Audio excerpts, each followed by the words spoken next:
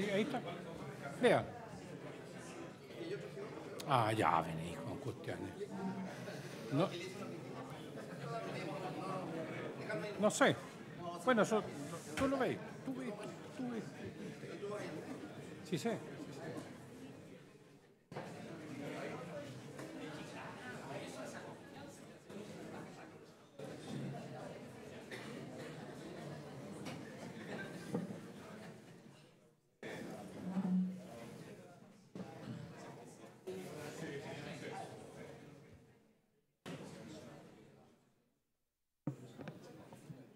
Mira, lo tengo hecho así, es un pequeño punteo. Competencia, definición de cuerpo intermedio, eso lo voy a dejar al final menos cosa para que no toparnos en ese punto.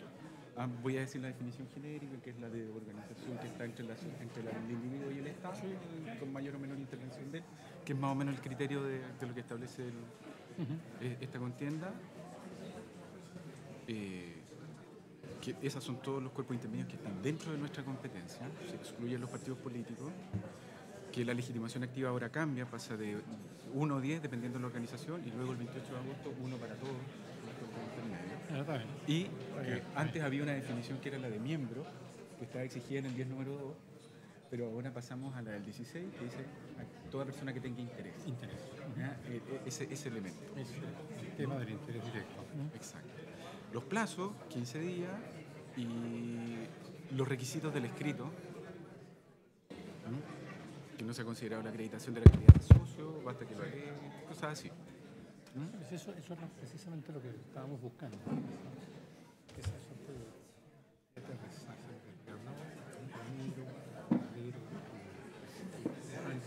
Claro. Estiloso.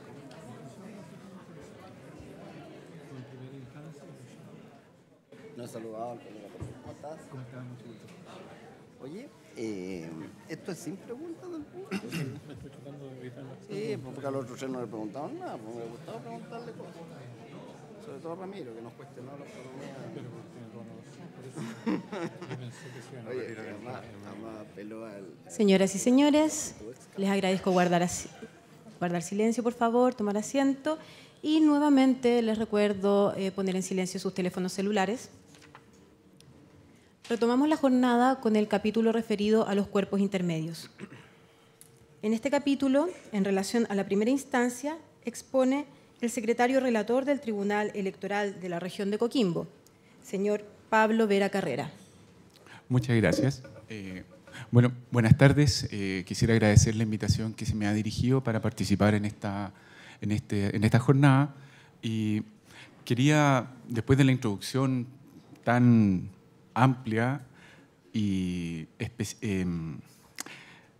tan sustanciosa que hicieron los tres ponentes de la primera parte, partir señalando que la reclamación electoral de las elecciones que se realizan dentro de los cuerpos intermedios es la competencia originaria que tenían los tribunales electorales regionales desde su creación. Desde el año 87, tanto el constituyente del año 80 como el legislador del año 87 estableció específicamente estos tribunales como unos tribunales de justicia corporativa. En ese sentido, hacía la distinción, la discusión de la época entre el rol que iba a tener el Tribunal Calificador de Elecciones como un rol más político, de revisión de elecciones de carácter general, de autoridades políticas, y el rol de los tribunales electorales, que era el de mantener la integridad de los procesos electorales frente a la posibilidad de penetración que podía haber en los cuerpos intermedios respecto de algunas doctrinas e ideas políticas que en esa época no eran toleradas. En ese sentido se establecía este proceso que tenía dos vías, la calificación y la reclamación. La calificación era un control que se hacía directamente por el tribunal respecto de la organización, de la elección de la organización, y la reclamación ya un contencioso electoral, en que uno de los integrantes del cuerpo intermedio presentaba su reclamación ante el tribunal para que éste verificara la idoneidad del proceso frente a la organización misma, que era la que tenía que defender su propia elección. ¿Ya?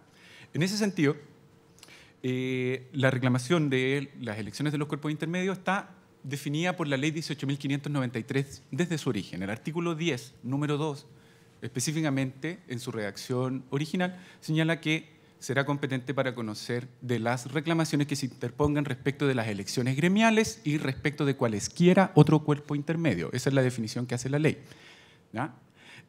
Así, está definido que este tribunal interviene en la reclamación de las elecciones de los gremios y las elecciones de todos los otros cuerpos intermedios, con exclusión de los que después la ley va a señalar. Específicamente, en estos momentos, los tribunales electorales regionales no tienen competencia para conocer de reclamaciones que se produzcan contra elecciones de organizaciones políticas. Los partidos políticos están excluidos del control de la justicia electoral a este nivel. ¿Ya? Por lo tanto, habiendo definido el legislador que son los gremios, en genérico, y todos los cuerpos intermedios, aquellos que tienen que pasar por el Tribunal Electoral para conocer de las reclamaciones, tenemos que entrar a definir qué es un cuerpo intermedio.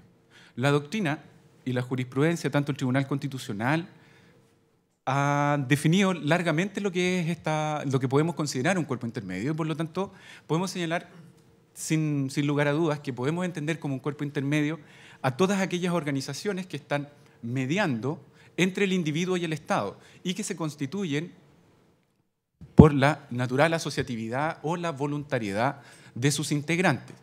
En ese sentido, esta es una definición que, en lo particular, en el Tribunal Electoral de la región de Coquimbo, hemos utilizado para la definición que hizo el Tribunal Constitucional en la sentencia que dictó en la contienda de competencia entre el primer Tribunal Electoral Metropolitano con la Universidad de Chile. Ahí dedicó latamente, largos considerandos, específicamente los considerandos 36 a 44, para definir cuál era la distinción que había que hacer respecto a si la justicia electoral era competente para conocer en ese momento la elección de un decano. Si bien hoy la justicia electoral no puede conocer todavía las elecciones de los decanos que sean reclamadas, sí ya lo puede hacer respecto de las elecciones de rectores. Por definición del propio legislador a través de la ley 21.094 en su artículo 21, inciso segundo. ¿Ya?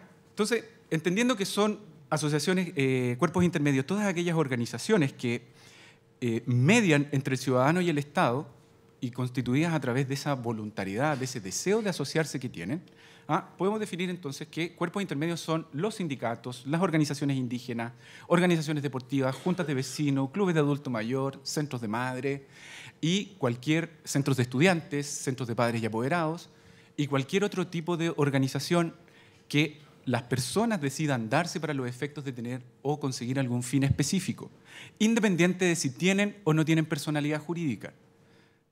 No es obligación, por ejemplo, para los centros generales de padres obtener una personalidad jurídica para poder funcionar o existir. Tanto es así que el Ministerio de Educación señala que en todos los establecimientos educacionales del país debe haber un centro general de padres y apoderados que va a estar constituido por todos los padres y apoderados que participen, que tengan a sus niños en el establecimiento. Después les entrega el derecho de, si quieren constituirse como una persona jurídica, podrán hacerlo ante la instancia correspondiente. Independiente de su personalidad jurídica, entonces cualquier organización que tenga una elección podrá presentar su reclamación ante el Tribunal Electoral en la medida que no sea partido político. ¿Ya? En cuanto a la legitimación activa, tenemos dos situaciones. Se ha dictado en enero, o ha sido publicada en enero de este año, la Ley 21.146, que incorpora una modificación en la Ley 18.593, donde dispone que modifica el procedimiento de reclamación de elecciones de cuerpos intermedios, pero solo respecto de las juntas de vecinos y de todas las otras organizaciones comunitarias que estén constituidas por la Ley 19.418. O sea, la verdad es que son su mayoría. Antes de la dictación de la Ley 21.146, la legitimación para reclamar, o la cantidad de reclamantes que se requerían para que el reclamo fuera admisible, hacía una distinción entre si eran organizaciones que tenían derecho a participar en la designación de los consejos comunales de organizaciones de la sociedad civil, o si no tenían derecho a participar en esta designación de este cuerpo político que asesora al alcalde en ciertas materias. En ese punto, aquellas organizaciones que podían participar en la designación del Consejo de Organizaciones de la Sociedad Civil tenían que reclamar con un integrante, podían reclamar un socio. Respecto de todas las demás organizaciones, sindicatos, todas las que se puedan imaginar, tenían que ser 10 integrantes. La ley 21.146 introduce una modificación a contar del 28 de agosto que elimina la parte del artículo 10, número 2, que establecía este límite de 10 integrantes, o esta exigencia de 10 integrantes, la elimina y pasa a quedar vigente solo lo que dispone el artículo 16 de la ley 18.593, esto es que podrá reclamar de cualquier elección, en cualquier cuerpo intermedio, una persona, un ciudadano, un vecino, cualquier resumen que tenga interés directo. Elimina, en ese sentido, la reforma legal, la calidad de miembro como requisito para interponer el reclamo. Esa parte desaparece, queda vigente aquella parte de la norma del artículo 16 que dice que solo podrá reclamar cualquiera que tenga un interés directo en ella. Tendrá que ser la jurisprudencia de los tribunales la que vaya definiendo qué es lo que es el interés directo, ver si lo va a entender como se entiende tradicionalmente, si va a seguir exigiendo que sea algún socio de la organización aquel que presente la reclamación, pero eso es lo que va a empezar a regir a contar del 28 de agosto del presente año, o sea, un par de semanas más. Hasta ahora todavía los tribunales están legitimados para exigir que sean 10 integrantes y que sean parte de la organización que están reclamando, de la elección que están reclamando. ¿Ya? En cuanto a los plazos, para interponer esta reclamación, la ley también hacía dos distinciones. Estaba el plazo para reclamar las elecciones de las organizaciones comunitarias, territoriales y funcionales, que era de 15 días, y el plazo que tenían todas las demás organizaciones para reclamar, que era de 10 días. Nuevamente, la ley 21.146 introduce esta modificación y elimina la distinción de los plazos y establece un plazo de 15 días para cualquier cuerpo intermedio para reclamar de la elección. Sin embargo, nuevamente hay que hacer un matiz, toda vez que el plazo de 15 días que está establecido en la ley 19.418 y en virtud del cual reclamaban las organizaciones comunitarias, territoriales y funcionales, es un plazo que debe considerarse necesariamente como un plazo de días corridos, toda vez que no está establecido en la ley 18.593, que es la que establece que los plazos van a ser de días hábiles. El auto acordado del Tribunal Calificador de Elecciones, que regula los procedimientos comunes, establece que el plazo debe contarse como si fuera de días hábiles y, en ese sentido, si bien el legislador eliminó la distinción de plazos, todos tienen 15 días para reclamar, nuevamente habrá que ponderar, cada tribunal tendrá que ponderar si va a considerar el plazo del artículo 25 de la ley 19.418 como un plazo de días corridos, siendo que el mismo plazo, 15 días, que establece la ley 18.593, ahora va a ser de días hábiles. Eso es nuevamente una definición que va a tener que darse por cada tribunal en el conocimiento de las reclamaciones que se presenten. ¿Ya? En cuanto a los requisitos del reclamo, los requisitos que tiene que tener el escrito, el artículo 17 no ha tenido una modificación sustancial, ¿no? De hecho no la tiene. Siguen siendo los mismos. Individualización del reclamante con su nombre, su profesión u oficio, con su domicilio. La jurisprudencia de los tribunales, nuevamente, para los efectos de no limitar el derecho de acceder a la justicia electoral, no ha exigido nunca que en una etapa previa se acredite la calidad de socio de la organización. Eso ha quedado siempre entregado a la litigación de las partes, vale decir que sea el reclamado, el organismo reclamado, el que cuestione la legitimación activa de aquellos que han comparecido. Y eso va a quedar ahora cada vez más abierto con el hecho de que se elimina la distinción entre socio y aquel que tenga un interés directo. Vale decir, en una junta de vecinos cualquier vecino puede tener un interés directo, no necesariamente un socio de la organización, puede tenerlo. ¿Ya? En cuanto a la individualización del organismo, tiene que precisarse cuál es el organismo en que se ha desarrollado la elección. ¿Ya? Esto también es importante. ¿Por qué? Porque resulta que respecto de las diligencias de notificación, nuevamente hay que hacer una distinción.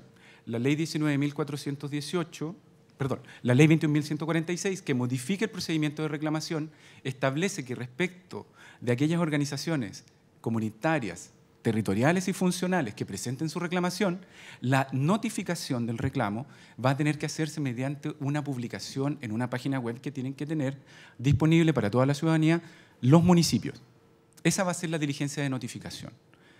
Sin embargo, para todos los otros cuerpos intermedios, las diligencias de notificación siguen siendo las mismas de antes. Publicación de un aviso en el diario de mayor circulación regional, y notificación personal de aquellas personas que hayan sido directamente reclamadas por el vecino o el socio o aquel que tenga interés. Esto, ¿por qué es relevante respecto de las juntas de vecinos y otras organizaciones? Es relevante ¿por qué? Porque resulta que si la organización comunitaria, territorial o funcional que se está reclamando, el reclamante ha presentado una queja específica respecto de la actuación de uno de los integrantes de la comisión electoral o de alguno de los miembros de la directiva saliente o de los candidatos que invaliden el proceso electoral, necesariamente va a tener que incurrir en algo que la modificación legal quería evitar, que es el hecho de va a tener que necesariamente notificar personalmente a este reclamado. Esa carga legal no ha desaparecido, ¿ya? Así que, nuevamente, tenemos un punto que va a tener que ser definido a posteriori cada vez que se vayan conociendo estas reclamaciones. Otro requisito del escrito es la exposición precisa y circunstanciada de los hechos y los argumentos de derecho si los hubiere. ¿Qué nos tiene que decir qué nos quiere decir, en mi interpretación, esta regla? Primero, que es probable que se pueda reclamar de actuaciones que puedan ser jurídicamente correctas, pero que tengan un resultado electoral o que puedan ser capaces de producir un resultado electoral que se considere inadecuado o injusto. Una aplicación estricta del derecho, en ese sentido, por parte de la organización, podría significar que se está afectando alguna de las garantías del proceso electoral respecto de alguno de los vecinos. Entonces, puede que no haya argumentos de derecho contra los que reclamar, en el sentido de se incumplieron todos los pasos que establece el estatuto o la ley para la revisión del acto electoral, pero hay un resultado adverso, que se considera adverso y será carga del reclamante exponer por qué ese cumplimiento del procedimiento lo ha afectado de una forma o ha afectado de una forma que se produce una afectación del resultado electoral. ¿Ya? Respecto de los hechos, estos hechos tienen que ser aquellos que tengan relación con el acto electoral y que sean capaces de alterar el resultado de la elección. Vale decir, el tribunal tiene que hacer la ponderación respecto de las alegaciones que hacen los reclamantes frente a si son trascendentes o no son trascendentes. Pues pueden reclamarse cuestiones que sean completamente inverosímiles o incluso que no tengan ningún efecto en el resultado electoral. Y el tribunal tiene que tener la capacidad de distinguirlos al momento de dictar la sentencia. Sin embargo, esta relación de los hechos y el derecho tiene que entenderse también a la luz de lo que dice el artículo 10, inciso final. ¿Por qué? Porque establece, ese es el marco donde se tiene que desarrollar la actuación de los tribunales electorales. El artículo 10, inciso final, establece que en el conocimiento de las reclamaciones, el conocimiento de las reclamaciones comprenderá tanto comprenderá respecto al tribunal una facultad de oficio, que es la de conocer cualquier hecho o circunstancia que sea anterior a la elección, simultánea a la elección o posterior al acto electoral, que tenga que ver con la conformación del cuerpo electoral, vale decir el padrón, el libro de socios, quienes ejercen el derecho a voto, o que sean capaces de producir alguna alteración en el resultado. Eso significa que el examen que tiene que hacer el tribunal siempre tiene que ser a la luz de estos efectos, que son los principios que el Tribunal Calificador ha definido para los efectos de la calificación, principios de legalidad, oportunidad y, sobre todo, trascendencia de los hechos o de los vicios que se estén alegando, que sean capaces de alterar el resultado o, en su dimensión más objetiva, que tengan que ver con la determinación del universo electoral. ¿Ya? Es por eso que es tan relevante, y en el caso del Tribunal Electoral de la región de Coquimbo, nosotros le ponemos mucha atención siempre al libro de socios y al padrón electoral, constituyéndolo casi como un vicio objetivo del valor del acto electoral. Una organización que tiene un libro de socios que no cumple con un estándar mínimo de claridad no puede ser considerado como un antecedente correcto para el desarrollo de una elección. Previamente tendrá la organización que arreglar su libro de socios para poder determinar de manera correcta quiénes tienen derecho a votar o no. Esa, por lo menos, la definición que utilizamos en nuestro tribunal. Tiene que tener peticiones concretas, en el sentido tienen que solicitar que se anule la elección, tienen que solicitar que se realice una nueva, tienen que solicitar que se inscriba como candidato a aquella persona que se le ha impedido serlo o cualquier circunstancia que a su juicio haya invalidado. Esto se enlaza también en todo caso con la carga que tiene el tribunal, que le impone el artículo 25 de la ley 18.593, que es la de dictar un fallo primero que sea fundado y segundo que respete el indicar con precisión el estado en que va a quedar el proceso electoral reclamado. Vale decir, si se acoge la reclamación, el tribunal tiene que decir expresamente qué es lo que está invalidando, cómo tiene que corregirse ese proceso electoral, cuánto tiempo tiene para desarrollarse, y así, en resumen, cumplir con todas las menciones que le permitan a la organización cumplir adecuadamente un nuevo proceso electoral. La última carga que le pone el artículo 17 a la reclamación es la del patrocinio de abogado. Nuevamente tenemos una distinción que hacer aquí. Las reclamaciones de las organizaciones comunitarias territoriales y funcionales no requieren del patrocinio de abogado para ser presentadas ante el tribunal. Vale decir, en aras de un supuesto beneficio para tanto los vecinos o las organizaciones, se les ha eximido de esta carga y se le ha hecho recaer esta en todas las demás organizaciones. Todas las demás organizaciones tienen que contar con el patrocinio de abogado para presentar una reclamación. Ahora, ¿qué pasa con las organizaciones comunitarias? Usualmente los reclamos no cumplen con los estándares mínimos. Entonces, un examen estricto de admisibilidad respecto de ellas puede dejarlas afuera, ¿no?, del conocimiento, en resumen, del tribunal. Y al no tener algunas de las menciones que establece el artículo 17, la ley le ha impuesto al tribunal una carga directa, y la de imponer una sanción de oficio, que es detener por no interpuesto el reclamo. Cualquier reclamación que no cumpla con los requisitos de admisibilidad tiene que ser desestimada de inmediato por el tribunal, teniéndola por no interpuesta. No es un rechazo sobre el fondo, pero a la larga le impide a la organización acceder a la reclamación, ¿ya?, o acceder al procedimiento. Y eso, lamentablemente, el legislador aún no le da respuesta.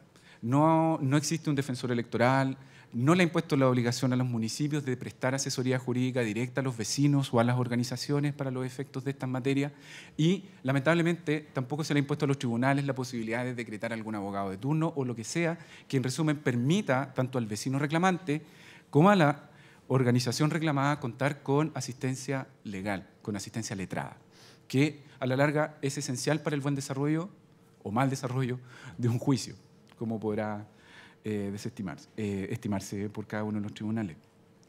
¿Cuánto llevamos ya? En cuanto a las notificaciones, bueno, ya hicimos la distinción respecto a las notificaciones que tienen que cumplirse dentro de las reclamaciones de los cuerpos de las organizaciones regidas por la Ley 19.418 y aquellas que se rigen por el Estatuto Común, que es el de la Ley 18.593. Nuevamente, en todo caso, respecto de la notificación de otras resoluciones que se dicten en el procedimiento, la Ley 21.146 nada ha dicho. Respecto a la citación judicial de los testigos que quieran presentar las organizaciones comunitarias territoriales y funcionales en su reclamación, nuevamente la ley no se pronuncia respecto de la notificación respecto de la citación a alguna diligencia probatoria, percepción de prueba documental, de documento electrónico, absolución de posiciones, citación a prueba testimonial. La ley nuevamente no ha dicho que están exentas de esta carga y por lo tanto tendrían que realizarse de la forma que disponga el tribunal, ya sea a través del estado diario, por ejemplo, si se aplica estrictamente la ley 18.593, o bien la notificación personal o por cédula si el tribunal así lo dispone. Respecto a las notificaciones, es el Tribunal Calificador de Elecciones el que ha innovado y ha permitido a los tribunales, le ha dado una ventana, por decirlo de una manera, que es la de permitir que el tribunal disponga un medio de notificación distinto, ¿no? La ley 18.593 no lo ha hecho. Señala que las notificaciones son por el estado diario, por aviso o personales. Pero el Tribunal Calificador de Elecciones, a través de este instrumento normativo propio, ha dispuesto que se pueda el tribunal disponer que se realice una notificación de una forma distinta. En ese sentido, cada tribunal podría eventualmente disponer que se notifique por correo electrónico si lo estima así pertinente para los efectos de facilitar el acceso a la justicia electoral a las organizaciones. El término de emplazamiento para contestar el reclamo es de 10 días.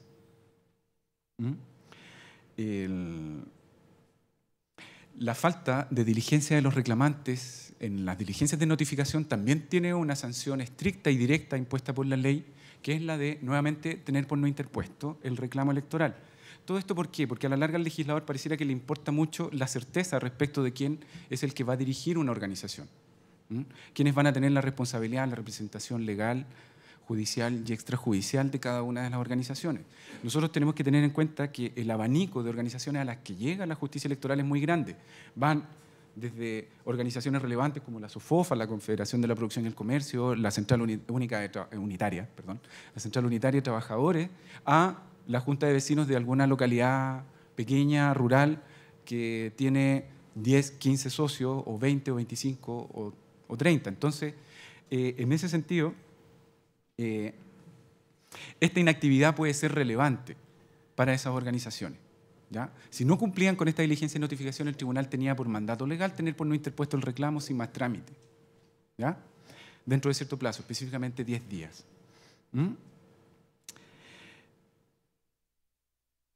A ver,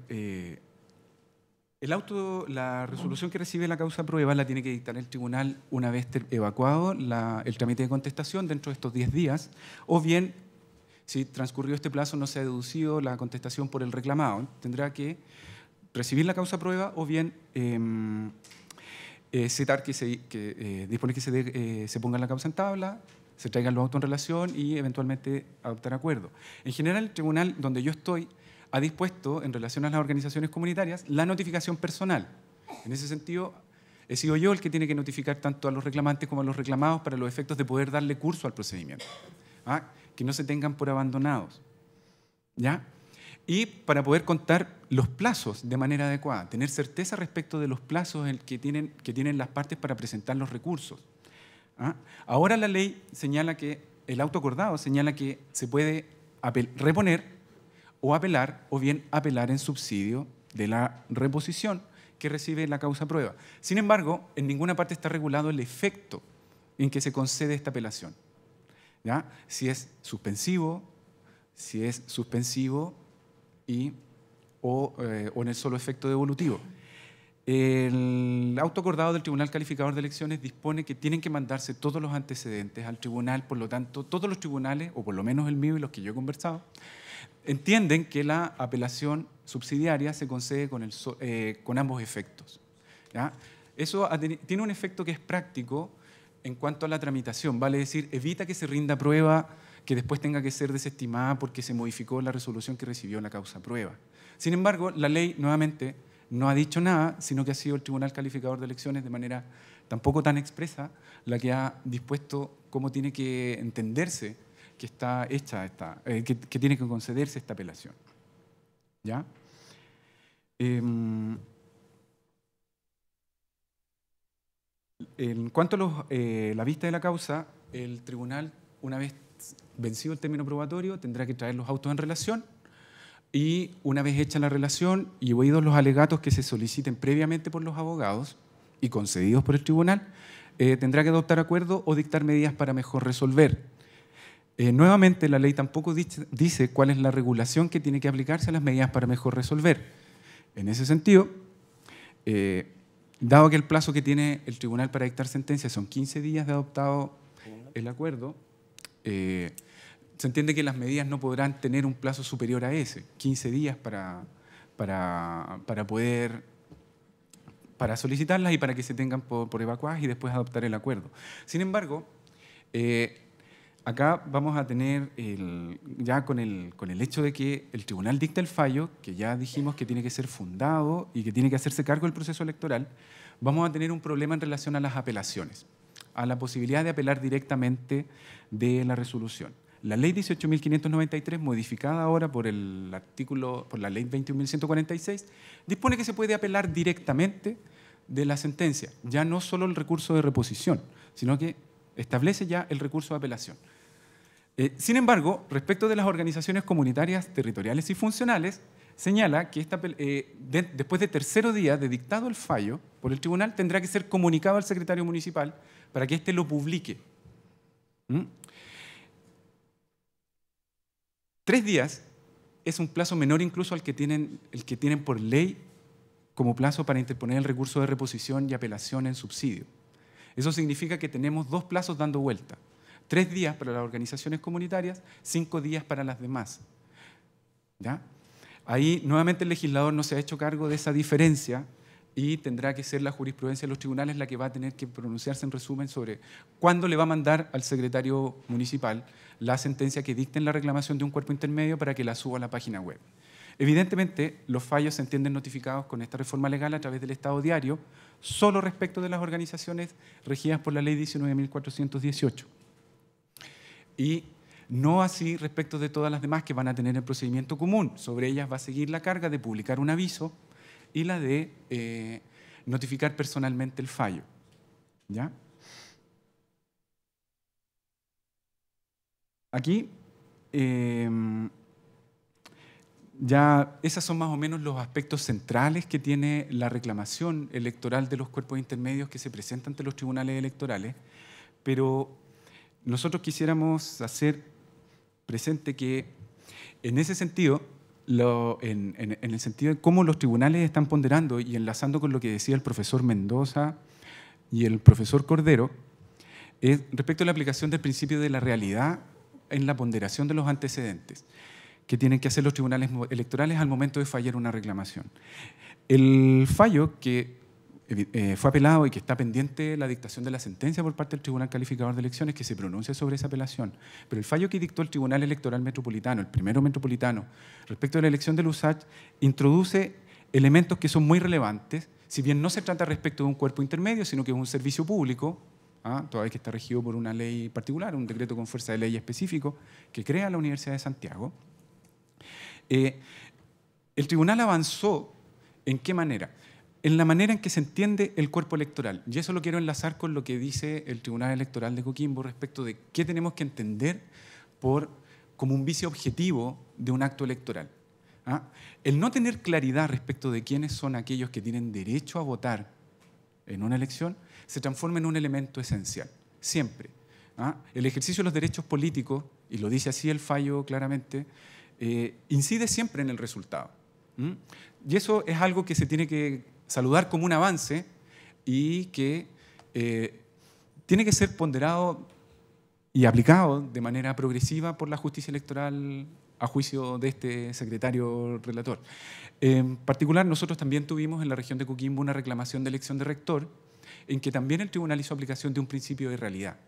Fue una reclamación de elección de rector en que, estando pendiente el reclamo electoral, se realizó un segundo proceso electoral. ¿Ya? ¿Por qué? Porque los profesores reclamantes habían considerado que la universidad tenía competencia para invalidar su propio proceso. Y le solicitaron al rector, a la Junta Electoral y a la Junta Directiva de la Universidad de La Serena que invalidaran la elección anterior, que es la que se había reclamado ante el tribunal, y lo hicieron de manera previa a la reclamación que se hizo ante el Tribunal Electoral. La universidad accedió a esa petición, invalidó su propia elección por vicios en el padrón electoral, no haber considerado docentes que estaban por hora, que tenían contrato, que eran docentes por hora, con boleta de honorarios, vale decir, no integrantes de la carrera académica, y los incorporó en el padrón y desarrolló un segundo proceso. Y estando pendiente el reclamo, la Universidad de La Serena presentó un incidente de previo y especial pronunciamiento solicitando que el tribunal declarara que ya no tenía sentido que se pronunciara sobre la validez de este segundo proceso electoral, o sea, del primer proceso electoral toda vez que ya había sido invalidado. Y ya se había desarrollado una segunda elección, una elección que por lo demás tampoco había sido reclamada ante el Tribunal Electoral. En ese debate el tribunal consideró que evidentemente la realidad indicaba que ya no había elección que invalidar. Por más que la ley no estableciera expresamente que la Universidad de La Serena tenía la facultad de invalidar su propio proceso, el tribunal le reconoció a la Universidad de La Serena, en virtud de lo que dice el artículo 21 de la ley 21.094 de universidades estatales, que tenía así una competencia específica respecto del control de su propio padrón electoral. Y si la universidad consideraba que ese padrón electoral estaba mal hecho, tenía la facultad de invalidarlo, establecer uno nuevo y realizar un nuevo proceso electoral. Bueno, esa sentencia no fue apelada, así que no podemos saber en qué hubiera terminado, pero por lo menos ese ha sido un criterio que está teniendo el Tribunal Electoral en relación a estas materias. Muchas gracias.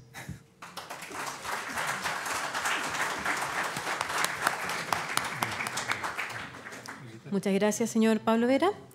A continuación, el jefe de estudios del Tribunal Calificador de Elecciones, señor Leopoldo Núñez Tomé, tratará el procedimiento en segunda instancia. Buenas tardes. Mi propósito es acercarme al tema de los cuerpos intermedios desde la segunda instancia, es decir, la visión del Tribunal Calificador de Elecciones, en donde confluyen las sentencias apeladas de los tribunales electorales regionales. Y este proceso ha sido una construcción que ha ido haciendo el Tribunal Calificador a través de su jurisprudencia, que en algunos periodos ha sido bastante amplia, para posteriormente ir afinando su precisión acerca de cómo entender los diferentes procesos que le ha tocado desarrollar.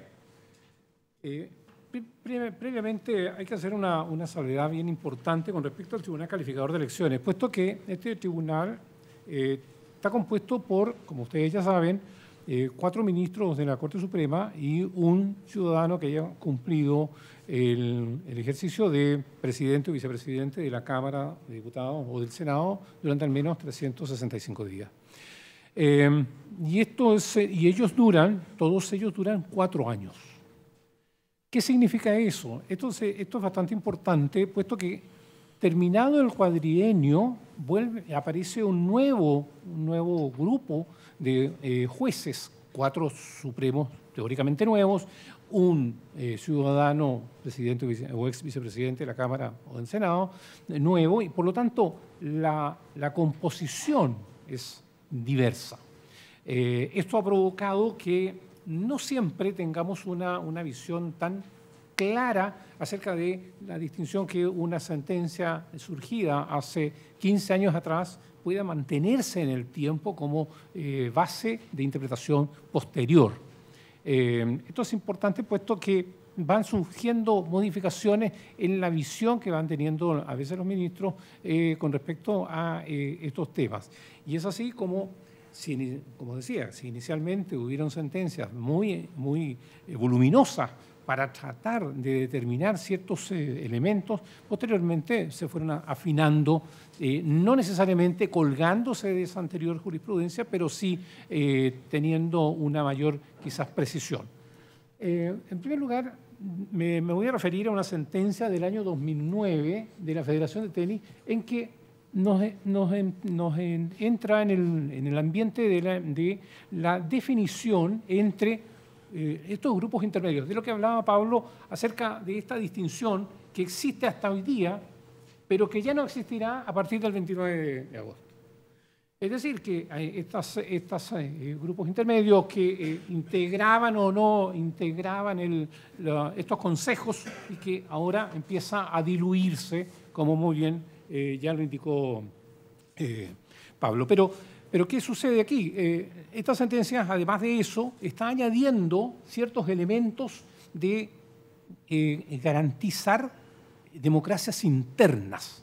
Estos son temas que ya empiezan a ser principios bastante más profundos dentro de lo que está, no solamente no estamos atendiendo a cuál era el grupo intermedio, si debía ser, era de los que estaban en el Consejo o no estaban en el Consejo, es decir, si eran susceptibles de apreciar a través del 10 número 1 o del 10 número 2. No, el tribunal empieza a hacer unas precisiones un poco más profundas y habla acerca de, finalmente añade, evitar la proliferación de impugnaciones. Esto está rescatado, esta sentencia del año 2009, una sentencia muy voluminosa, está rescatada de la historia de la legislación, en fin, de varios tramos en que apareció esta norma y que va hacia la sustancia de lo que se quiere hacer. ¿Qué es lo que se estaba diciendo con respecto a la justicia electoral? Que hay una realidad, y una realidad que todos entendemos, que todos los días tenemos elecciones en Chile. Hay elecciones permanentes de juntas de vecinos, de diferentes cuerpos intermedios, todos los días. Y si todos los días estos eventos electorales, por alguna razón, pudieran aparecer dentro de la justicia electoral, evidentemente estaríamos sobrepasados de una forma imposible de detener. Por esa razón el mismo legislador, y lo retiene también la jurisprudencia, al decir evitar la proliferación de impugnaciones. Entonces hace una suerte de distinción, que hayan algunas que son muy importantes, que se puedan se requerir por la presencia de un solo miembro y otros de 10 miembros. Esa fue la razón por la cual el legislador crea esta distinción entre una figura u otra, ¿ya? Y habla finalmente, salvo los expresamente exceptuados, ¿no? en este proceso, y como es precisamente lo que va a tratar Roberto posteriormente, uno de los especialmente exceptuados que dentro de los grupos intermedios son los partidos políticos, que tienen su regulación jurídica aparte. Una sentencia del año 2010 que nos está diciendo, ¿ya? Privilegiando la gobernabilidad de la organización comunitaria. Es decir, al acercarse al tema de cuáles eran los grupos intermedios y que si se requerían de 1 o de 10 o cuál era el plazo, el tribunal empieza a lanzar ciertas precisiones acerca de gobernabilidad de la organización, que son rescatables posteriormente en algún momento cuando el legislador se va haciendo cargo de ciertos elementos. ¿Cómo es? Y más adelante lo desarrollará la señora Carmen Gloria, con respecto al concepto de notable abandono de deberes, que ya nos decía Ramiro Mendoza, pero que el Tribunal Calificador de Elecciones tuvo una función muy relevante en esto de establecer ciertos elementos que en su momento no existían, pero que la jurisprudencia fue precisando y posteriormente el legislador recogiendo. En este fallo de Asociación Nacional de Directivos Profesionales y Técnicos de la Gendarmería, y nos está diciendo acerca de un tema bien importante de los cuerpos intermedios, es que los cuerpos intermedios que surgen al amparo de la administración pública, es decir, las asociaciones de funcionarios, también están dentro de esta categoría, que en algún momento había cierto reparo, de decir, bueno, esta gente tendrá los mismos derechos, será dentro de ámbito de los cuerpos intermedios de lo que nos está anunciando la Constitución y la ley. Sí, lo está, ¿no? Y el Tribunal Calificador de Elecciones lo avanza hacia allá, diciendo precisamente de que estas asociaciones de funcionarios de la administración pública, incluso lo dice, en que aparecen empujando iniciativas dentro del Parlamento, incluso le otorga una presencia significativa y tiene que ser resguardado sus garantías constitucionales. Y finalmente una sentencia del año 17, muy cercana, también nos habla de los cuerpos intermedios tienen derecho a la designación de consejeros. Esto dice en relación con el Club de Regata de Valparaíso, que en esa época, hasta ahora, termina ahora a finales de agosto, debía hacerse la distinción si eran o no miembros de los consejos que habla de la organización civil. Ahora, esta jurisprudencia quizás ya va a ser desechada. Sin embargo, lo que yo rescato de esta jurisprudencia es que siempre hay aquellas pequeñas frases que sí nos van a dar ciertas luces acerca de otros sentidos. El juez electoral está mirando también otras cuestiones que dicen en relación con cuestiones más de fondo. Finalmente, acá en el Club de Regatas se insiste en la misma idea de que está integrado dentro del Consejo de estas instituciones relevantes para la comunidad. Por tanto, cumplía con el artículo 10, número 1 de la ley. En el Consejo Nacional de Pesca, un organismo estatal que crea un consejo, y al interior de ese consejo se produce un proceso electoral. Pero ahí nos dice no, carácter de servicio público. Ahí no estamos en el ámbito de lo electoral propiamente tal, sino que se está cumpliendo un propósito que el legislador le ha otorgado a ese consejo. ¿ya? Es como si de pronto al interior del Consejo Directivo del Servicio Electoral hubiera un conflicto acerca de la votación. ¿Podrían ellos recurrir a los tribunales de justicia electoral? Ciertamente la jurisprudencia lo está diciendo que no, puesto que la ley estos los asume como símil de servicio público. Resoluciones apelables al Tribunal Calificador de Elecciones, bueno, sabemos de los tribunales electorales, de aquellas elecciones de carácter gremial, cualquier otro grupo intermedio. Esto ahora va a tener una pequeña significación diferente, puesto que anteriormente los tribunales electorales revisaban la calificación de las juntas de vecinos y ahora solamente las reclamaciones, ¿no? Cosa que en algún momento no gustó a los tribunales electorales, pero al parecer finalmente se deshacen de mucha actividad. Tienen 5 días hábiles y las partes tienen 5 días hábiles para solicitar alegatos.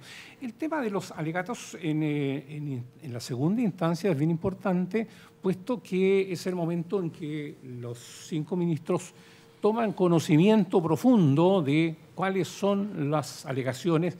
Son 15 minutos que los abogados tienen para alegar, un poco más, un poco menos, y con la presentación de la secretaria relatora del kit del problema.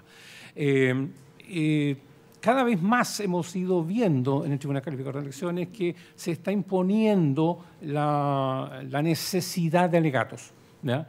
Porque en rigor casi todos estos temas son vistos en cuenta. Sin embargo, cada vez más los abogados están apareciendo queriendo alegar.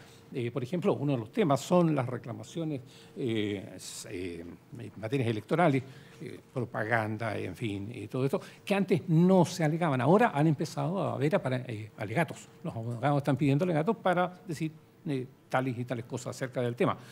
Esto después quizás vamos a volver sobre esto con alguno otro de las personas que van a exponer acá acerca de qué es lo que es la reclamación en relación a la función del Tribunal Calificador de Elecciones. ¿Es una apelación? ¿Es una figura, una reclamación que tiene otras aristas? En fin, ahí se abre una puerta interesante en lo que sucede acá, ¿no?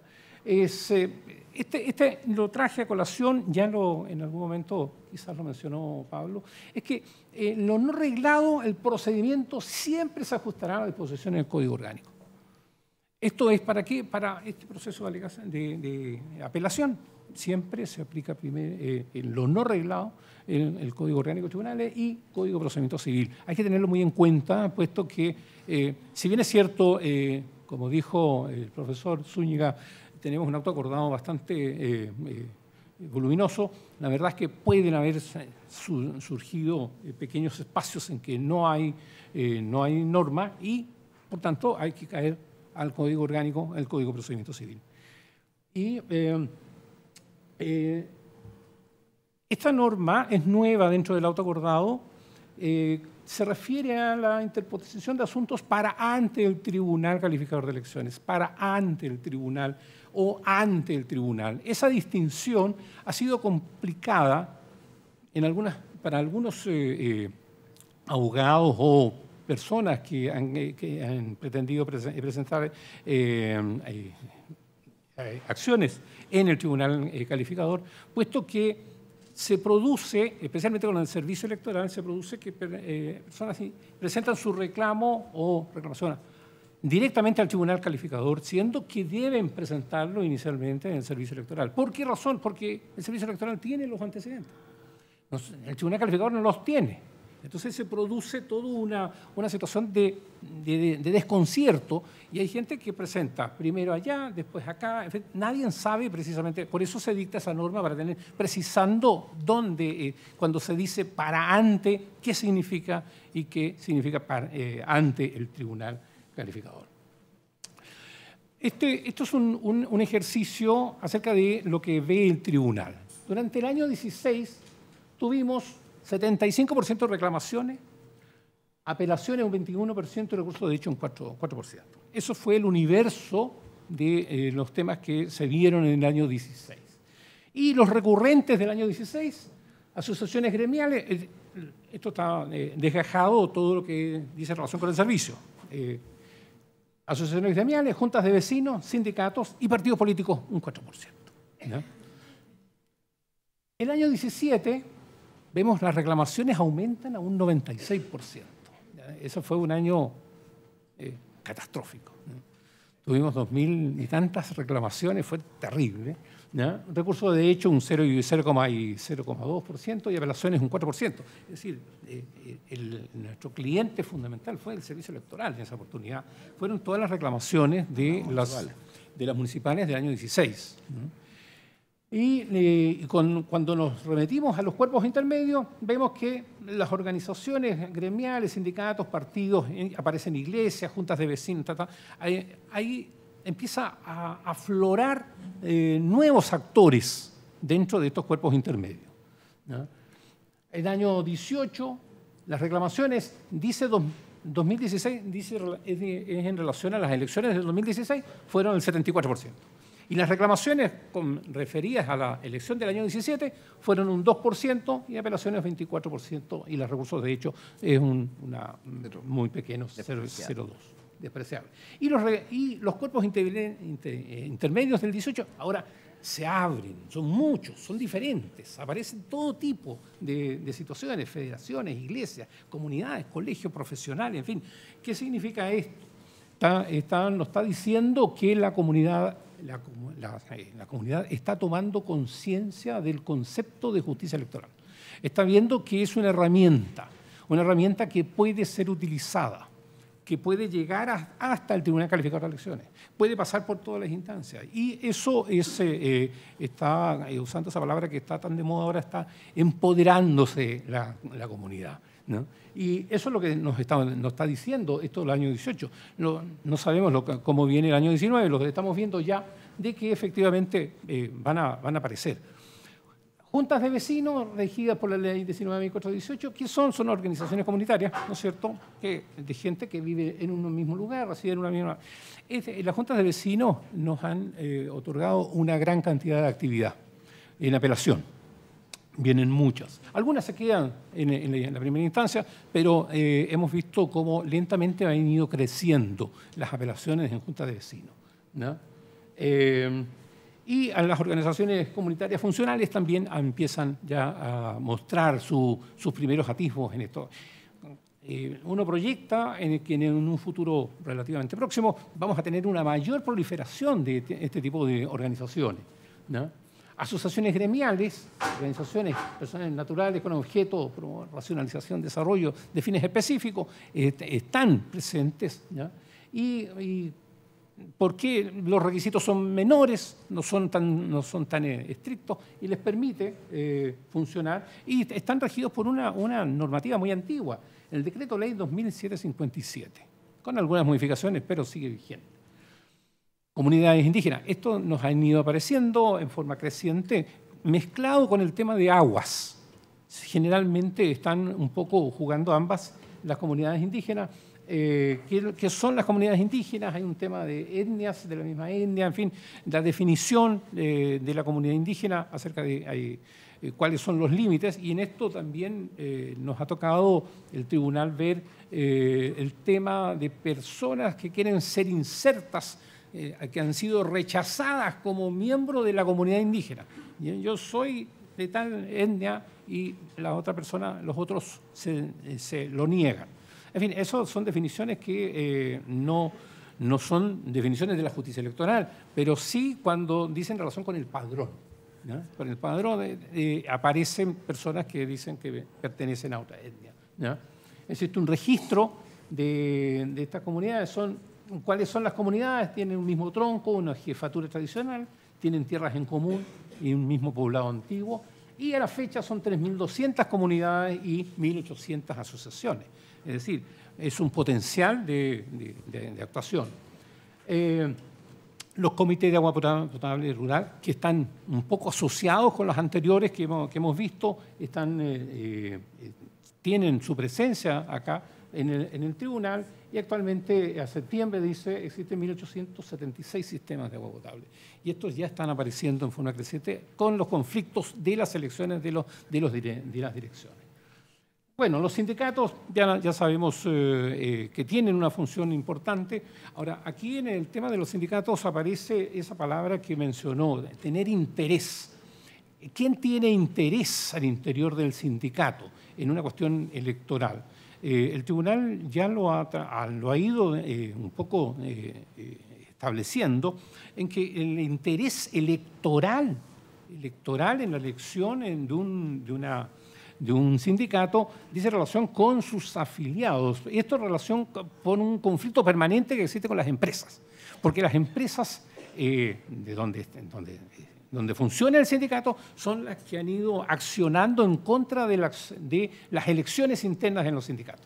¿Por qué? Porque afecta, porque hay fueros, en fin, hay diferentes temas que a la empresa le importan de alguna forma. Sin embargo, el tribunal calificador ha sido permanente en la idea de que el interés es un interés electoral a los miembros de esa entidad, no de la empresa. ¿No? Y la empresa no tiene porque no vota dentro, no es parte del padrón, por tanto ahí. Pero hasta hace por lo menos un año y medio atrás, teníamos muchas presentaciones en este ámbito y se han ido reduciendo. Recurso de hecho, ¿por qué lo traigo a colación dentro de la segunda instancia? Puesto que esto dice relación, está vinculado a la apelación o la no apelación. Es una manera de entender que tienen los tribunales electorales regionales con respecto a ciertas actuaciones que considerarán sí o no susceptibles de apelación.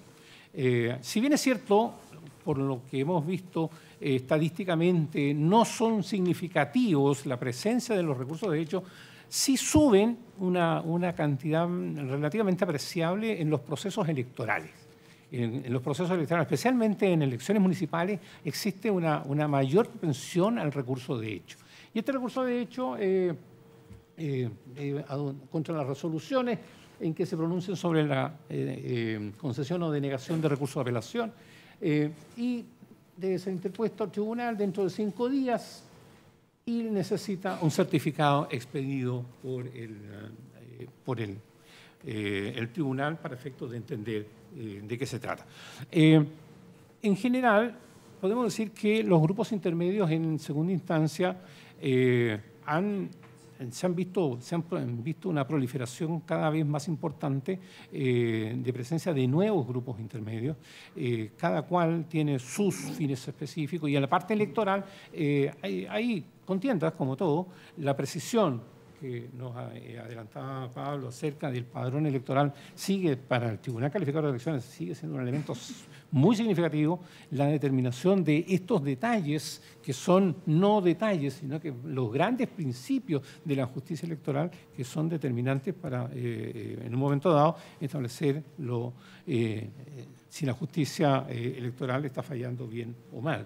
Por tanto, podemos decir que en términos de la segunda instancia, los cuerpos intermedios nos van a dar mucha actividad, ya lo están mostrando, lo seguirán haciendo, no tanta como nos da el servicio electoral, que parece que es nuestro cliente más entusiasta, pero sí tenemos claro que estas definiciones que ahora han ido más reduciendo el impacto de estas nuevas leyes que limitan un poco la actuación de este proceso que tenían anteriormente los tribunales electorales, ahora solamente radicado en la reclamación, le va a permitir al tribunal calificador ir ajustando la jurisprudencia en ese sentido.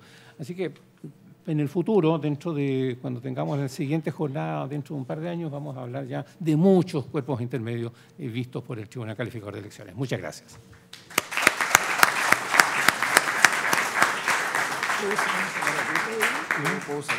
Muchas gracias, señor Leopoldo Núñez.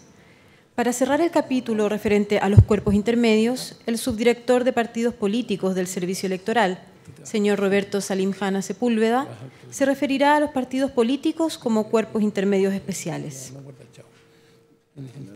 Aquí. Procedimiento, sí.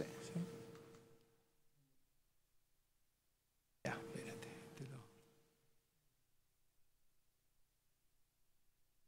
Y lo cambio con Entonces, este. espérate. Esto, Y aquí lo tienes. ya con este lado, ¿no? Sí. Está prendido. Buenas tardes, muchas gracias a los organizadores del seminario. Como señalaba Leopoldo, evidentemente yo me voy a referir específicamente al tema de los partidos políticos como cuerpos intermedios sujetos a la jurisdicción de los organismos que se nos han presentado, como es el TER y el TRICEL. Específicamente refiriéndonos a la problemática que... No está moviéndose, parece. Ahí sí. Con una suerte de temario que hemos preparado sobre qué es un partido político, su rol en la democracia, cómo se constituyen, cómo se forman, extienden, disuelven, fusionan, etcétera. Quiénes lo pueden integrar, básicamente normas de afiliación y adherencia, y finalmente qué pueden reclamar ante el TRICEL. La idea es mostrar un poco algo que de alguna manera planteó el profesor Ramiro Mendoza en la mañana, la primera parte en realidad, en términos de que el servicio electoral tramita innumerables materias, digamos, diversas materias, no solamente la subdirección de partidos políticos, sino que la subdirección de inscripciones, registro y acto electoral, la subdirección de control del gasto y propaganda, tiene otra serie de procedimientos. Y la verdad es que esto complejiza bastante la actividad porque uno se enfrenta diariamente a situaciones diversas, situaciones distintas, que demandan gran creatividad muchas veces, puesto que estas leyes son de reciente dictación, sobre todo la 20.900 y la 20.915, son del año 2016, y evidentemente no hay una jurisprudencia en la cual basarse en forma muy abundante, de tal manera que sentimos que estamos construyendo, estamos en un proceso de permanente aprendizaje junto con los partidos en torno al rol que le corresponde y le compete al CERVEL como ente fiscalizador. En primer lugar, señalar una definición de lo que es este cuerpo intermedio, que son los partidos políticos, que están en la ley, asociaciones autónomas, y la autonomía es un valor muy importante para ellos, ¿no es cierto?, y voluntarias organizadas democráticamente, dotadas de personalidad jurídica, derecho público, integradas por personas naturales que comparten unos mismos principios ideológicos y políticos y cuya finalidad es contribuir al funcionamiento del sistema democrático y ejercer influencia en la conducción del Estado para alcanzar el bien común y servir al interés nacional. Este es nuestro ente fiscalizado. Hay varias características ahí que son bastante interesantes. Por ejemplo, goza de personalidad jurídica, de derecho público, sin embargo, sus integrantes, los miembros de sus directivas, de sus órganos intermedios o de sus tribunales no son funcionarios públicos, lo que trae alguna que otra complicación. ¿Qué es lo que hace un partido político? Bueno, expresa el pluralismo político, concurre a la formación y expresión de la voluntad popular, es un instrumento fundamental a la participación democrática. En esta materia nosotros tenemos el mayor interés en que los partidos políticos se vayan prestigiando ante la ciudadanía porque creemos que los partidos políticos son un elemento fundamental en una democracia. Como lo planteaba en la mañana el profesor Zúñiga, evidentemente que es muy importante que los partidos políticos mejoren la percepción ciudadana respecto de ellos. Y nosotros creemos que con los controles y las fiscalizaciones que realiza el servicio electoral, ese objetivo finalmente va a terminar cumpliéndose porque los partidos políticos se tienen que dar cuenta de la importancia de su rol y de que deben hacerlo de la mejor forma. Contribuir a la integración de la representación nacional y ser mediadores entre las personas y el Estado, que es una característica que adorna a todos los grupos intermedios. ¿De qué manera los partidos políticos contribuyen a la democracia? Evidentemente es a través de su fortalecimiento y respetando y garantizando y promocionando los derechos humanos reconocidos en la Constitución, los tratados internacionales y las leyes. Las actividades de los partidos están, diríamos, organizadas en torno a dos grandes ejes. Uno tiene que ver con poner en práctica sus principios, sus postulados y sus programas. Los partidos políticos lo que buscan justamente es influir en el electorado para lograr alcanzar el poder a través de sus principios, de sus postulados y sus programas, alcanzar la mayor adhesión de la ciudadanía.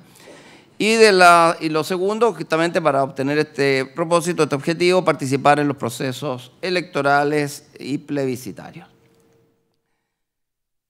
Rápidamente contarles que un partido político se constituye cuando se ha inscrito en al menos 8 regiones discontinuas del país o mínimo de 3 regiones contiguas. Practicada su inscripción en el registro de partidos políticos, gozan de personalidad jurídica desde la fecha de la inscripción. Quienes constituyen un partido político tienen que ser a lo menos 100 ciudadanos con derecho a sufragio y que no pertenezcan a otro partido político existente o en formación, y deben acompañar una escritura pública que contiene las menciones que señala la ley, que tiene que ver con que debe contener los estatutos, los órganos intermedios, el órgano ejecutivo, y el Tribunal Supremo Provisional. Se protocoliza el facsímil del símbolo, el sigla y la lema en el caso que los tuviere, y se presenta y se entrega formalmente en una ceremonia al director del servicio electoral el proyecto del extracto. Desde la fecha de la publicación se entiende que el partido se encuentra en formación. Los partidos en formación y en trámite de extensión, como se señala ahí, deben afiliar en cada una de las regiones el 0,25% del electorado en un plazo de 210 días corridos, en cada una de las regiones donde esté constituida, siempre y cuando dicho porcentaje fuere superior a 500 electores. Cuando el cálculo da menos de 500, se baja a este mínimo de 500. Y ahí yo les acompaño el último cálculo en función de las elecciones del año 2017, de acuerdo a la información que nos entrega el Tricel a través de su calificación, por cada una de las regiones. Ustedes pueden ver ahí que el mínimo en la mayoría de las regiones son de 500 y en la región de Valparaíso son 1.600, en la metropolitana 6.178, la de O'Higgins 794, 902 en Maule, ahí se agrega la región de Ñuble de reciente creación con 500 y 1.363 de la región del Biobío, por mencionar algunas de las más importantes. ¿Cómo se procede a esta afiliación? Se puede hacer ante notario, ante un oficial del Servicio de Registro Civil e Identificación o ante un funcionario del CERVEL y a través de la página web del servicio por respecto a los partidos políticos en formación y en extensión. Cumplidos estos requisitos, se solicita la inscripción en el registro de partidos políticos. Si no lo hacen así, o sea, después de los 210 días, dejan pasar 3 días, caduca el derecho a la inscripción. Y ahí la subdirección de partidos políticos confecciona la nómina de los afiliados. Una vez que se publica la resolución que aprueba el partido, cualquier partido político puede deducir oposición a la formación de otro. Esta oposición no suspende el proceso de constitución y se rige por la disposición del artículo 30 de la 19.880.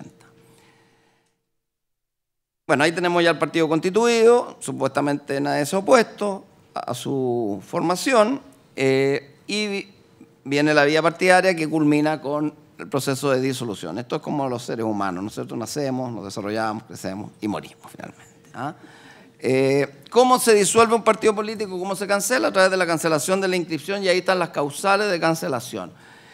Quizás detenerse en la segunda, que es la que, digamos, uno analiza después de los procesos electorales. La ley 20.915, su artículo 8º transitorio, estableció que los partidos tenían que alcanzar el 3% de los sufragios válidamente emitidos y en caso de no cumplir con esto tenían la alternativa de elegir 3 parlamentarios, diputados o senadores en 2 regiones distintas. La norma permanente, que es la que va a regir el próximo proceso electoral, es esta. Los partidos políticos deben alcanzar el 5% de los sufragios válidamente emitidos en la última elección de diputados en cada una de las al menos 8 regiones en las que estén constituidos o en cada una de las 3 regiones geográficamente contiguas en que estén constituidas. Y la alternativa es que ellos elijan 4 parlamentarios y ya no 3.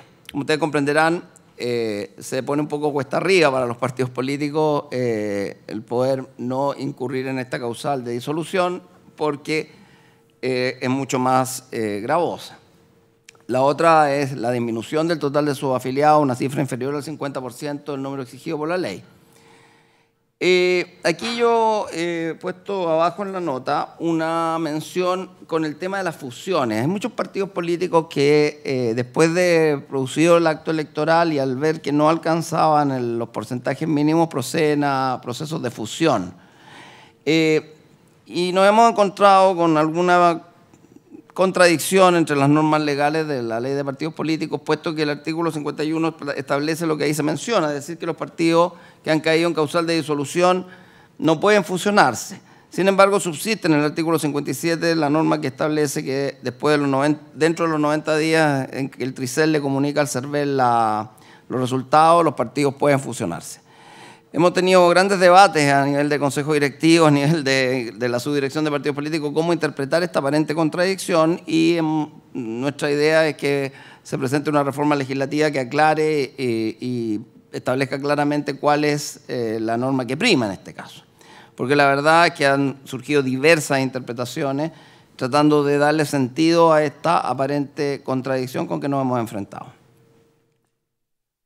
Acá está una tabla que les quería compartir con los partidos actualmente constituidos. A día de hoy, esto es una cosa muy dinámica. Ustedes saben que hay partidos que se disuelven, hay partidos que aparecen, hay partidos que se forman. A día de hoy tenemos 20 partidos constituidos. El último de ellos, el Partido Nuevo Tiempo, que se constituyó en el mes de julio. Partidos en formación, los que están ahí mencionados, es decir, son aquellos partidos que están en esta etapa de los 210 días buscando afiliados en cada una de las regiones en que pretenden constituirse, y los partidos en trámite, que son partidos que recién están iniciando su proceso, han tenido reparos y han sido, digamos, objeto algunos de reparos que no han vuelto de visita para el CERVEL, se quedaron en el reparo, y otros que estamos en ese proceso. Es decir, tenemos 20 partidos constituidos, 7 en formación y 4 en trámite. Ahí están los nombres.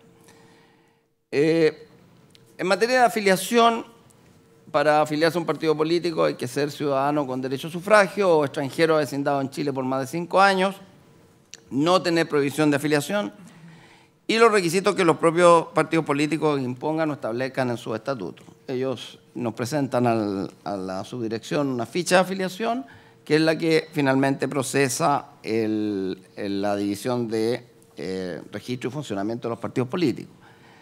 En materia de adherentes, una temática que también fue tratada, diríamos, muy rápidamente por la ley y que ha ido tomando cada vez mayor importancia. Se puede ser adherente, que es el antiguo, digamos, concepto de premilitancia, si ustedes quieren, pero que por la forma que quedó redactado el artículo 22 también ha producido ciertas interpretaciones, y de hecho hoy día pueden ser adherentes no solamente los menores entre 14 y 18, que yo creo que era el espíritu de la norma, sino que incluso personas mayores de esa edad. Por eso que aquí pusimos que son adherentes personas que hayan cumplido 14 años, que no estén condenados por delitos que merezcan pena efectiva, y también personas que hayan cumplido 18 que estén inhabilitados para ejercer su derecho a sufragio por razones calificadas en los estatutos. Esto es una demostración de la autonomía de los partidos que permiten la presencia de adherentes, incluso adherentes que no pueden ser afiliados por alguna razón de tipo legal. Lo que está pasando con los partidos políticos es que hoy día la mayoría de los partidos políticos le están asignando a sus adherentes los mismos derechos que al afiliado, con lo cual también genera bastantes dudas o bastantes problemas de interpretación. Los partidos políticos nos deben comunicar dentro de los 3 primeros días hábiles de cada mes las nuevas afiliaciones, desafiliaciones, adhesiones y renuncias que se produjeran en el mes anterior.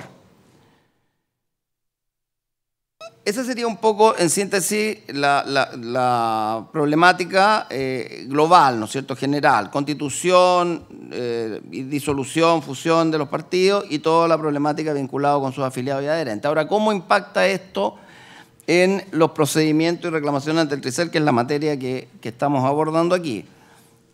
Básicamente, yo les quiero comentar las facultades que tiene la subdirección de partidos políticos. Quizás la más importante es fiscalizar y controlar el cumplimiento de la normativa sobre transparencia, elecciones internas, aportes y gastos de los partidos políticos, y en general dice todas las obligaciones establecidas en la ley 18.603.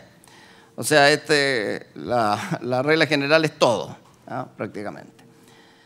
supervisar el cumplimiento de lo establecido en el artículo 21 y 22 de la 1884, las oposiciones, etcétera, etcétera. Ahí están todas las facultades y la típica norma final de ejercer las demás funciones que le encomienden otras leyes.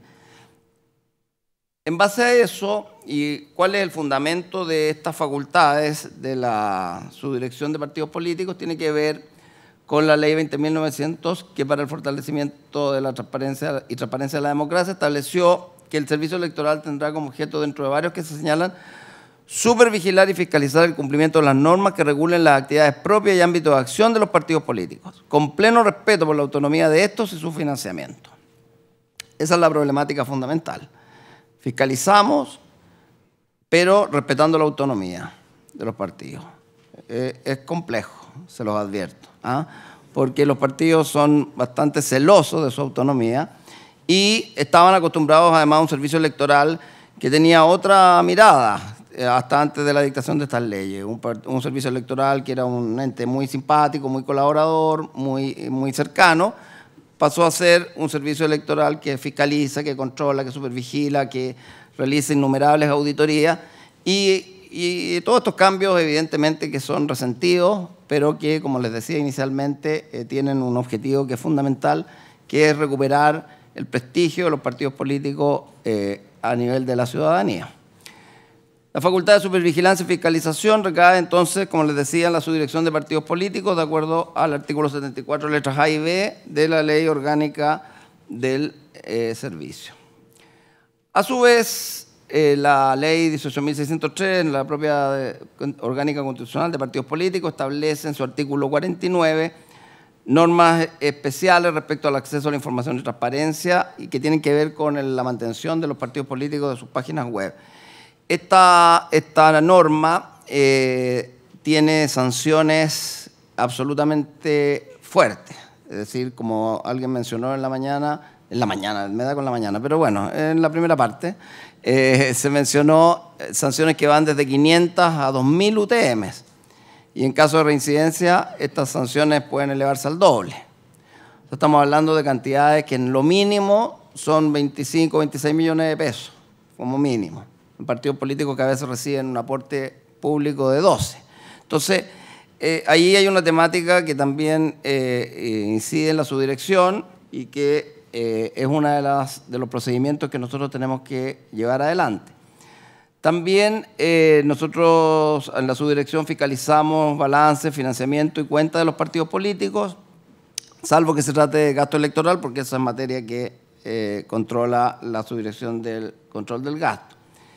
Por otro lado, también a raíz de una serie de denuncias que se recibieron en las primarias de julio del 2017, se estableció un procedimiento para las llamadas afiliaciones involuntarias. Ustedes se acordarán que algunas personas decían que habían firmado, ¿no es cierto?, para prohibir la caza de ballenas en alguna parte de los océanos, ¿no es cierto?, del mundo y terminaban afiliadas a algún partido político. Entonces, se implementó un procedimiento de reclamo de dichas afiliaciones involuntarias y estas pueden originar eventualmente un procedimiento administrativo sancionatorio. Lo que hemos procedido a hacer en todo este tiempo es derivar estas denuncias a la Fiscalía correspondiente. Y también debemos efectuar, si corresponde, la denuncia ante el TRICEL respecto a esta obligación que tienen los partidos de remitirnos sus nuevas afiliaciones dentro de los 3 primeros días hábiles del mes siguiente. Entonces, algunos de los procedimientos, de los variopintos procedimientos que lleva la subdirección de partidos políticos están aquí mencionados, como por ejemplo las declaraciones de intereses y patrimonio de los miembros de las directivas, una materia que también nos deriva de la Ley 20.880 y su reglamento y el artículo 75 de la Ley Orgánica Constitucional del CERVEL.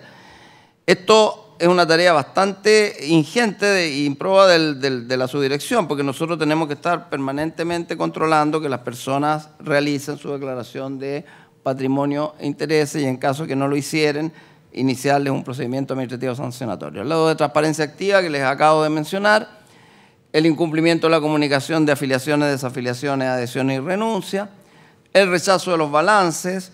Recientemente hemos sancionado 10 partidos por tener balance rechazado con una multa. El tema del financiamiento de los partidos, en particular el control del 10% de la cuota que deben destinar a fomentar la participación política femenina, cuestión que también ha costado bastante que los partidos la realicen en forma, digamos, adecuada, a pesar de que también hemos tenido grandes avances en esa materia. Lo de afiliaciones involuntarias y otras infracciones que están en la ley dispersa en distintos artículos. En materia de declaración de patrimonio de interés, como yo les mencionaba, ahí está la norma que lo regula. Las personas tienen que hacer 3 tipos de declaraciones: al asumir el cargo, al realizar la actualización periódica en el mes de marzo y al cesar en el cargo. Hay muchas personas que creen que porque han hecho una declaración de patrimonio de intereses en otro cargo público, ya con eso quedan liberados de esta obligación. La verdad que no es así. La Contraloría ha establecido plataformas distintas y es muy importante que la directiva de los partidos hagan este trámite, porque efectivamente las multas son bastante importantes y la ley establece que estas multas deben ser reiteradas por cada mes de atraso, con 4 reiteraciones teóricamente, al final del cual se considera falta la probidad. Y ahí nos encontramos con otro problema, porque las directivas de los partidos políticos no son funcionarios públicos. Entonces, esta disposición carece de lógica, carece de sentido, digamos, ¿eh? Después, en materia de transparencia, tenemos este doble control que se mencionó también en las presentaciones de más temprano, que es que participa tanto.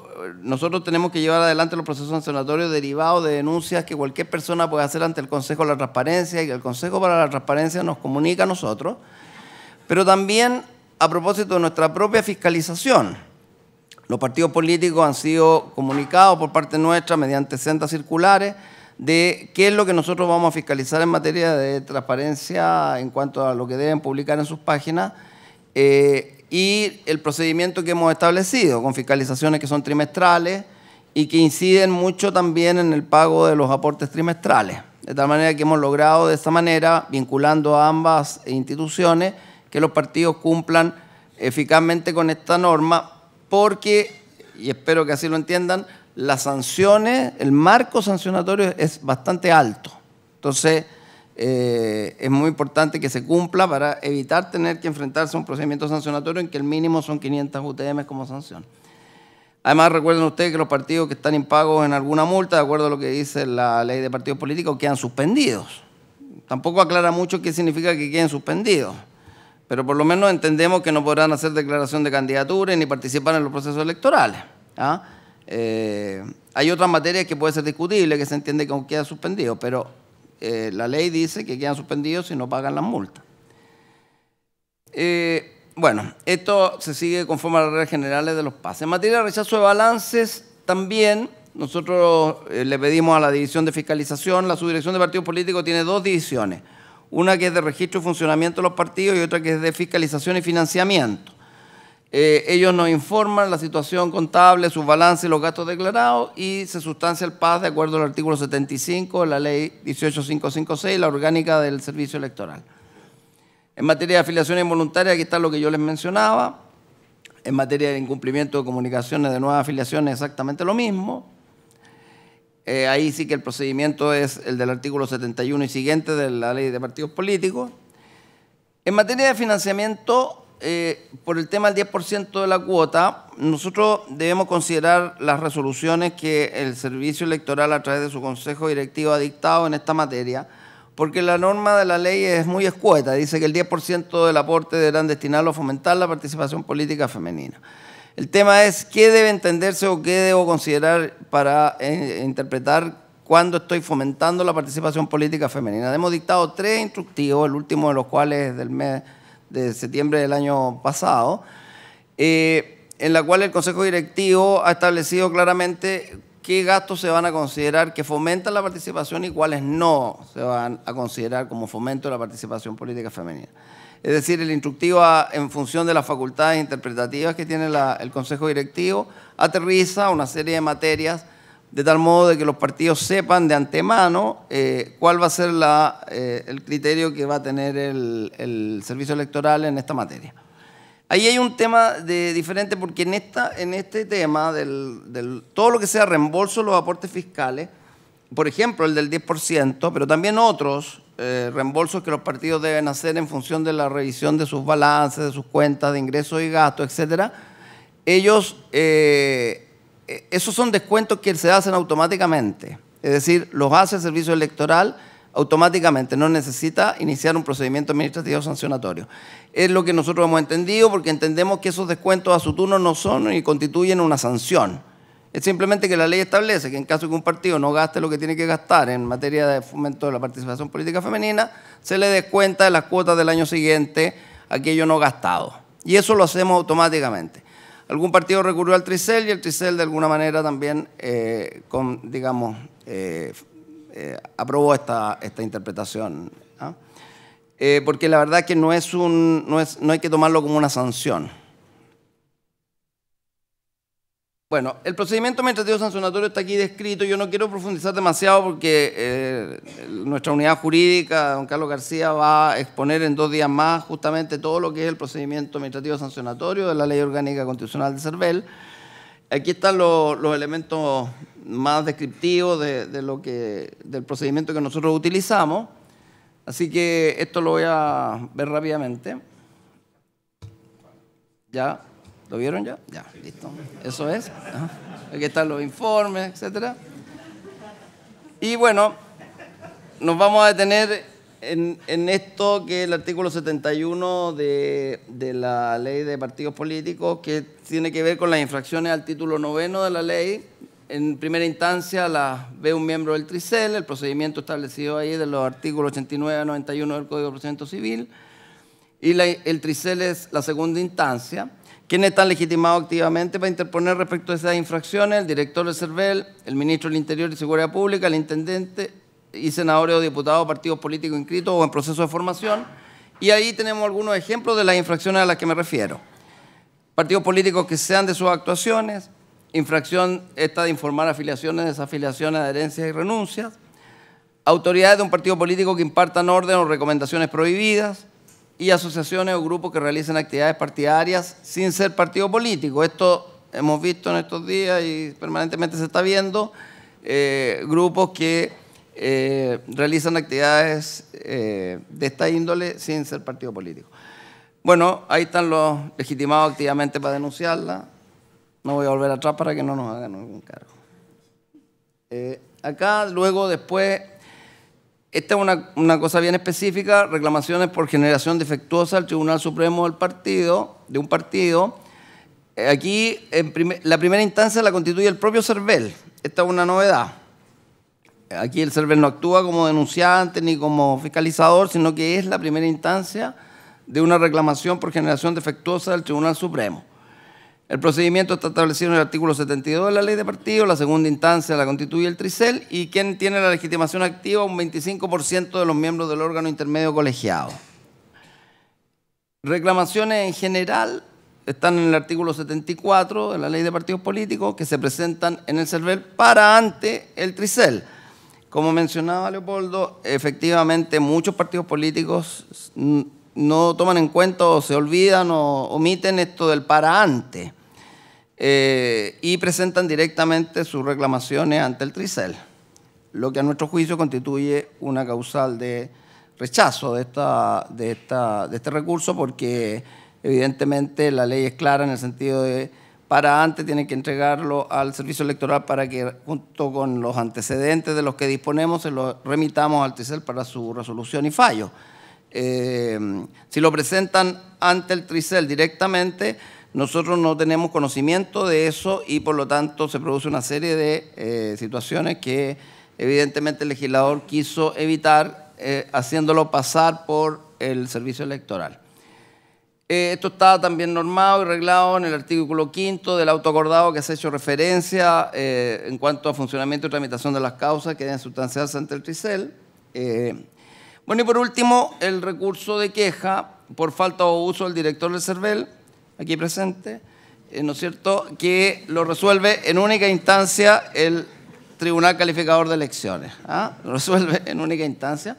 Aquí la verdad que nosotros hemos entendido siempre que este recurso es un recurso muy extraordinario, que tiene que ver con falta o abuso y que debiera usarse solo cuando no procede alguna de las otras recursos a los que he hecho alusión. Eso es todo. Muchas gracias.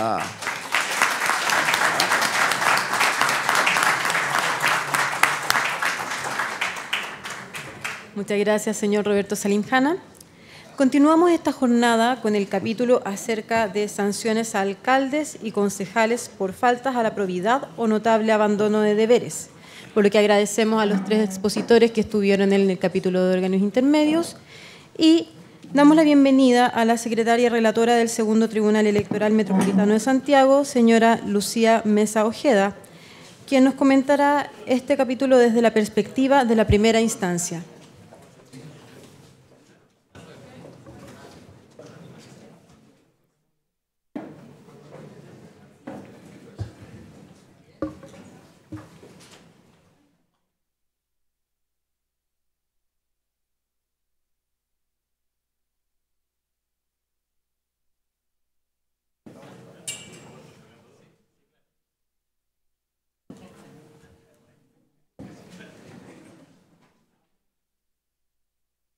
Se maneja.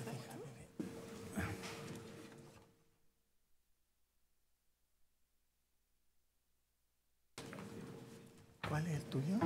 ¿Este? No veo nada.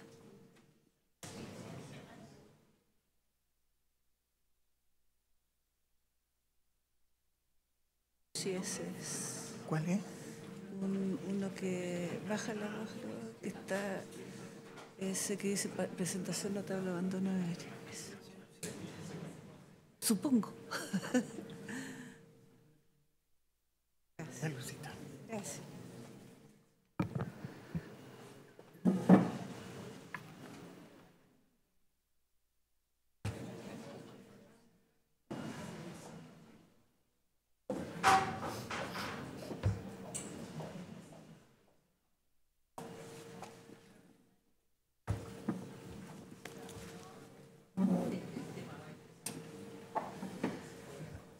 ¿Aló?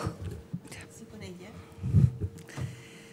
Bueno, muchas gracias por la invitación y yo voy a tocar el tema de las sanciones que se pueden imponer a los alcaldes y a los concejales por notable abandono de deberes y faltas a la probidad administrativa y que son competencia de la justicia electoral. En primer lugar, me voy a referir al procedimiento establecido para los reclamos que se interpongan con motivo de esto. Y aquí está, en primer lugar, la titularidad de la acción, a quien le corresponde. En el caso, me voy a referir al caso del notable abandono de deberes del alcalde.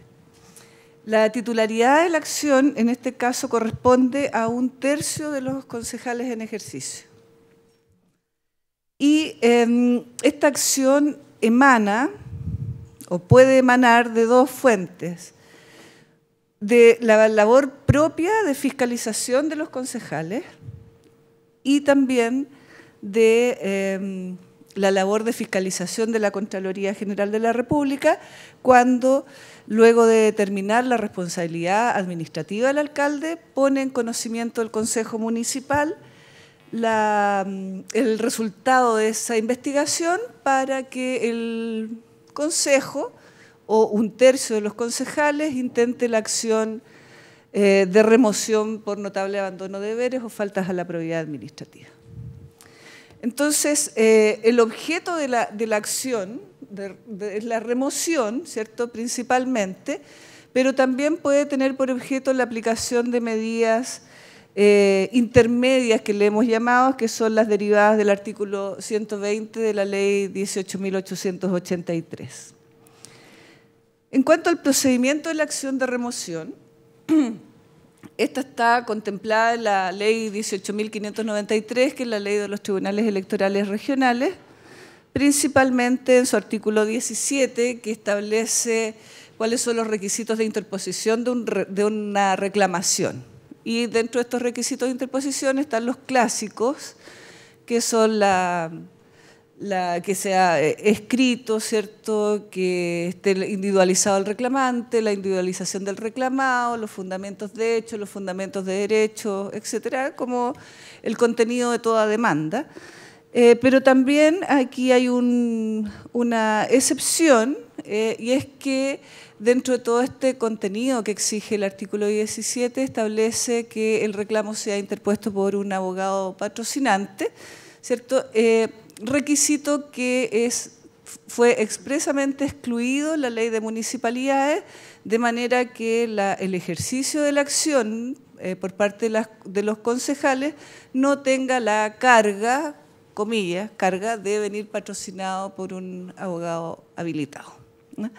De manera que los concejales pueden, sin ese requisito, interponer el reclamo.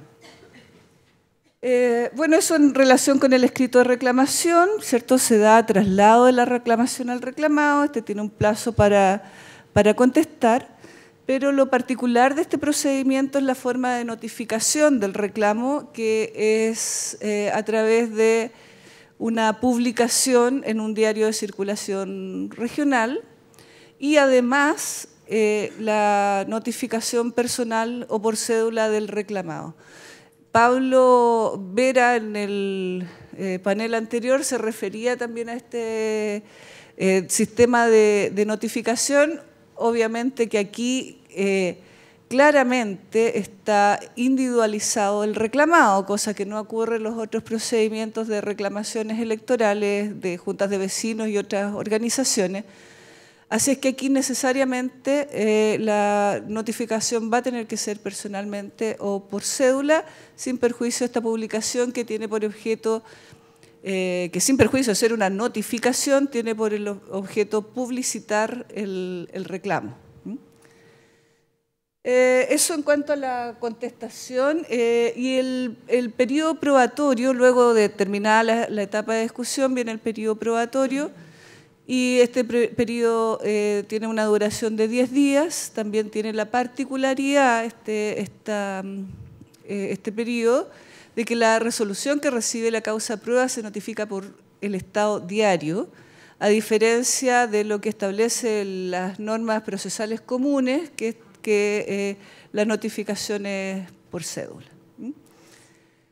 Bueno, vencido el término probatorio, ¿cierto? Se cierra el periodo de todas las probanzas y se dicta sentencia, y la sentencia también tiene una particularidad en este procedimiento de remoción de los alcaldes y concejales, y es que también requiere de una publicación para los efectos de publicidad, pero en el caso de que el tribunal determine la remoción de un alcalde, este queda suspendido con el solo hecho de notificársele la sentencia de primera instancia, de manera que no se requiere que quede ejecutoriada, ¿cierto? Una vez ejecutoriada, bueno, empezará a contarse el plazo, pero ya desde ya queda suspendido el alcalde removido en primera instancia. Luego de este procedimiento, que es el procedimiento común, ¿cierto? Vamos a entrar al estudio del notable abandono de deberes. Y la definición está consagrada en el artículo 60 de la Ley de Municipalidades. A este respecto, señalar que este concepto tiene su origen en la jurisprudencia del Tribunal Calificador de Elecciones. Y esta definición, o el Tribunal Calificador de Elecciones, con el avance de los estudios de los casos, ¿cierto?, fue desglosando el término notable, ¿ya? Y estas características o estos elementos que contiene esta definición, ¿cierto?, que se refieren a la transgresión inexcusable, manifiesta y reiterada, y la gravedad y todos los elementos que contiene esta definición son producto de esta